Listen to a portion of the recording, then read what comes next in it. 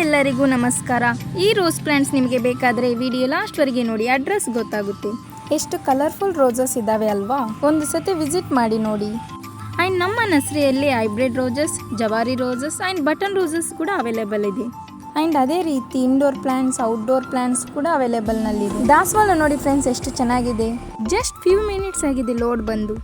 Already customers ಎಲ್ಲರೂ purchase ಮಾಡಿ ತೊಗೊಳ್ತಿದ್ದಾರೆ. ನೀವು ಯಾವಾಗ ಬಂದು ತೊಗೊಳ್ತೀರಾ? ಸೊ ಆದಷ್ಟು ಬೇಗ ಬಂದು ಪರ್ಚೇಸ್ ಮಾಡಿ.